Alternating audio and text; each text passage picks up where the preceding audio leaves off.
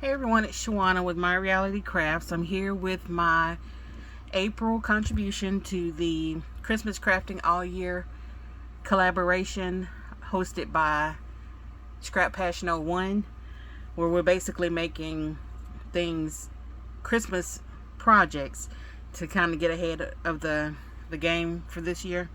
So anyway, I'll put all the other participants in Scrap Passion 01 in the description, and any links that I have. So this month, for the last few months, I've been working on trying to organize my craft room and de-stash and all this other stuff. And one of my biggest problem areas is my die stash. And it's because 95% of those dies that I've purchased, I've never used. So I decided that I'm going to start using them and, use them once, make a decision. If I need to use it again to make a decision, do that, and so on. So that led me to this today. So I decided to start with Crafter's Companion. I have all my Crafter's Companion, Anna Griffin, and Diamond Press in the same container because it's not too many. So I decided to start with that container. So I pulled out all of my Christmas dies from there. Excuse me. And I started with these two. Well, this one. This is Winter Snowflake and Joyous Poinsettia. So I cut this one. This one is still unopened because I ended up not cutting it, and I'll tell you why. So first of all, I didn't realize, I'm not sure if you'll be able to see it. You'll be able to see it better from this picture, I think, that these are half just embossing and half cutting away the paper. So you can see how they have a half sheet up front. Okay. I didn't realize that when I bought it. Now these, almost all of them I bought on Whatnot, and it's an auction situation, so I don't have time to research these dies before I bid on them because they'll be gone. So that's how I got a lot of these dies from Crafter's Companion.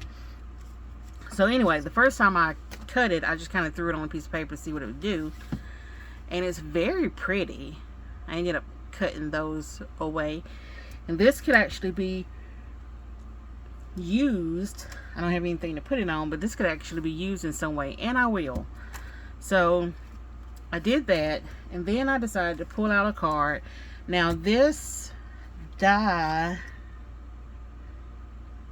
the die is 5.4 by 5 by 5.7 inches. So of course you're going to need to be making a 6 by 6 card at least. So I did cut down some paper to make a 6 by 6 base, and then I cut this way using it and added some white to the background. It's pretty. A lot more stuff needs to go into it, of course, but I like it. I don't dislike it,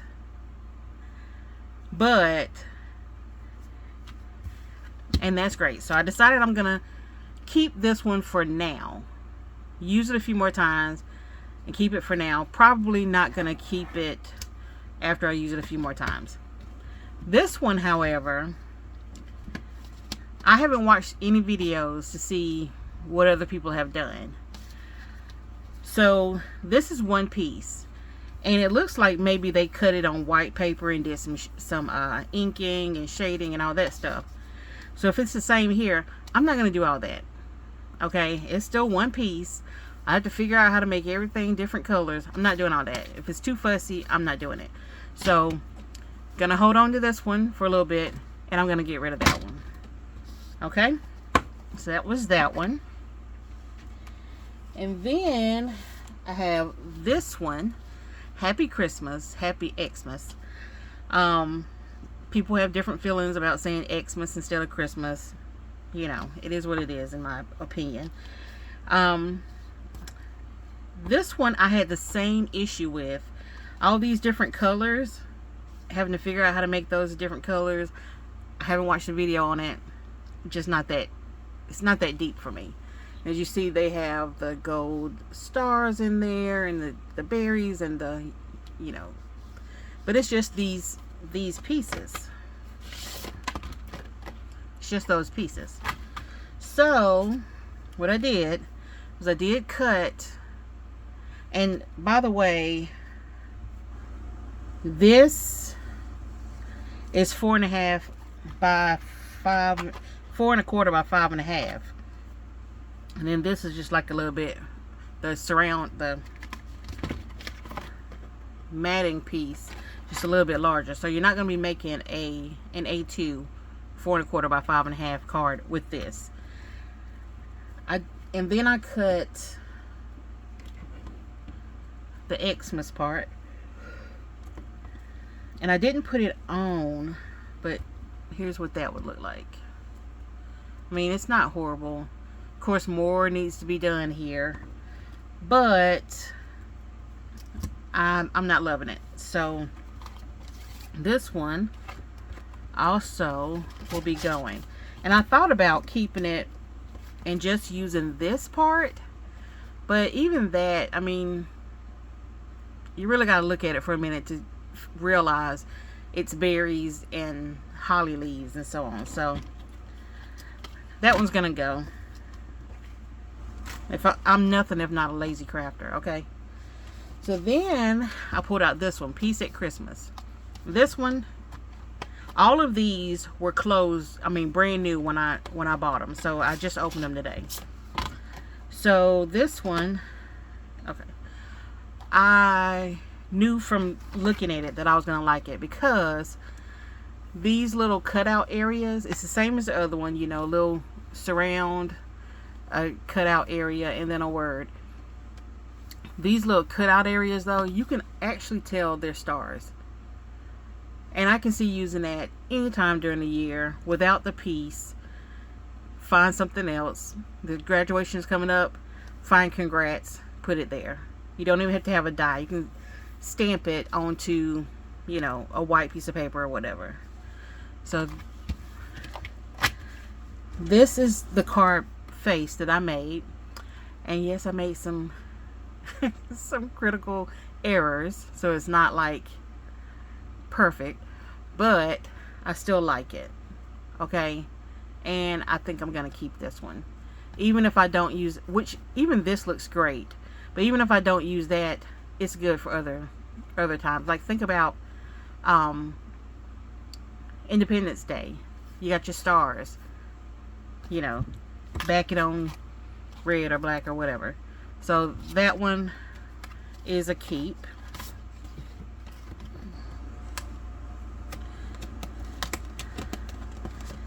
And the only other two, the only other two dies I have, this one is one of those fun fold type deals, and this die itself is just the decorative part. Okay, whatever. It's just the decorative part. It's not the mechanism to make it, what is it called? Twist and pop. So that is this part. I don't have that part, which is fine because I know I've seen videos of people making twist and pop cards without special dies. So I'm going to keep this one. I'm going to look up a video of how to make the mechanism part for this. And I'm going to try this again later. But I feel like if I can figure out the mechanism, that I'll like this one. I could be wrong, but I'm going to give it a try. Maybe I'll have it ready to show you next month. The other thing I have is this Anna Griffin die, which I did not get from Whatnot. I got this actually from HSN, and it was more than I really wanted to pay for it, but I saw the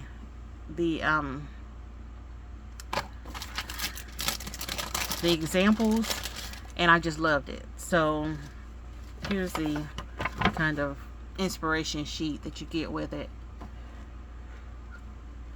Very pretty. It's a little gnome with a drum and all that. And even if you don't use all of this, the frame is really pretty. So the problem is I don't have the extended plate. I knew when I got this that I needed it, but do you think I bought it? No, I didn't. So I need to get an extended plate and to cut this. So I'll do that also sometime in April, and hopefully have it to show you in May. So, and those are all of the Christmas dies I have for Crafter's Companion and Anna Griffin. And these are the ones I'm keeping. These are the ones I'm getting rid of. I don't know when, don't know how, but getting rid of them. And hope to have some fun with these in the future, making my Christmas cards, making other cards, you know. So anyway, thanks for watching. I hope you'll go check out all the other participants and give them a like, a subscribe, all that stuff. And I will see you in the next video.